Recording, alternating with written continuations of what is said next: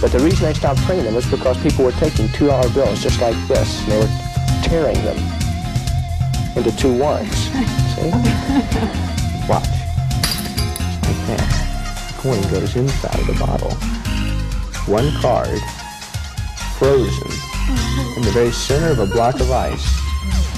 Take the deck. Throw. And 1 card sticks in the center.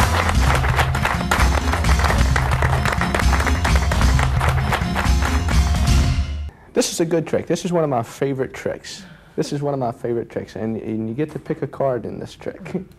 So I'm going to do it real fast. So what I'll do is I'll just dribble the cards down just like that. Anytime you'd like me to stop, just say, stop dribbling. Okay? Stop dribbling. Right here? I can go more if you'd like. That's fine. Okay. This time you've stopped me at the 10 of clubs. Obviously, it could have been any one of those. But now, I could even have you sign that 10 of clubs. But you might think that I'm a forger. So rather than have you sign that 10 of clubs, I want to tear a corner from it. I want to tear the corner from this 10 of clubs. And in this way, you'll be able to identify this card the same way that your thumbprint identifies you. It'll be proof positive identification. Wouldn't you agree? Right. Good. Glad. I'll click it off. There you go. Hold on to that 10 of clubs corner. We'll go ahead and get rid of the rest of the deck. Now, I'm going to take these, or this card, and tear it into little pieces. Now we need to keep those pieces kind of close together, so I'm going to use, I'll use this paper clip. We'll clip them together. I'll take the pieces, clip them together, and I need to squeeze them very tightly. So I'll squeeze, nothing up the sleeve. If I squeeze just like that, every single one of those pieces vanishes, leaving only the paper clip behind to show that the pieces had ever been there at all. Now, I could reproduce those pieces one at a time if I wanted to. Maybe you just think I was hiding them from you. It would be better to reproduce that card completely restored except for that one piece which you used to identify it with.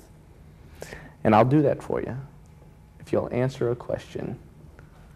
It's an easy one. Does the word icicle appear on this box anywhere? It's a bicycle deck of cards. Oh, it's a bicycle. That's right. You see, if I take the B and cover it, we have icicle. Right. See, it's not a bicycle, it's a B-icicle deck. And for every B-icicle deck, I'll put this up here to open it out on, we have a B-iceberg, you see? 1 card, frozen, in the very center of a block of ice. Now, one thing is important is that you notice that it's not frozen on the bottom, it's not frozen on the top, it's actually in the very center of that block of ice. But one thing is crucial, and it's that corner. See, if that corner doesn't match that card exactly, then the trick is a farce instead of a miracle. See? Because it has to come directly from that card. Are you ready? So what I'll do is I'll chip the ice from around that corner and ask you to confirm it. Was that the corner torn directly from that card? Yes, it is. How about that? You can put this in your purse and take it home Thank with you you. very much. How are you? Fine, thank you. It's a good seat, isn't it? It sure is. See better from back there. Well, it's a pleasure to be with you all, and I have something, well, perhaps I should have prepared this well in advance, but this is something that I came up with in the past couple of days, and I think you might be kind of interested in. I came up with it and I was having lunch, and I think about magic a lot, and I thought, well, I'll do a trick with everyday objects, something that I used, for example, when I was having lunch. And maybe it's just the way that my mind thinks, but I came up with a very simple plot, okay?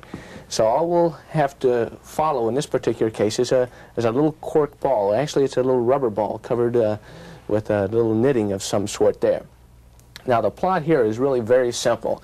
In this particular one, all you'll have to do, at one time or another, the ball will either be in the can or it'll be out of the can. But whenever it happens, it'll happen by magic. So some magic will take place. It's not necessarily a gambling game. So, for example, in this case, I place the ball inside the can. All I have to do is touch the end of the wand like this and wave and tap, and the ball comes out of the can like that at the tip of the wand, leaving, of course, the can perfectly empty. Now, you can do the exact same thing in reverse. For example, in this particular case, I can take the ball, tap it with the wand, it completely disappears, only to reappear back inside the can. You see, it goes in reverse. Comes out and it goes back in. But I'll make it a little simpler for you. In this particular case, I'll take the ball and place it inside of the pocket, and still it comes back to the can. I'll even put the lid on top of the can like this. I'll place the ball in the pocket. And even with the lid on, the ball comes back like, oh, wait a second. If I touch just like that, another one comes out. So now we have two. But at this particular case, I'll go ahead and I'll take the lid and I'll place the lid away because we no longer need the lid anymore. You see, despite the fact that the large balls came out of it, just by casting a shadow over the can, just like that, the hermetical lid once more returns right down here, as well as the sausages, proving it's not only a good trick, but a decent meal.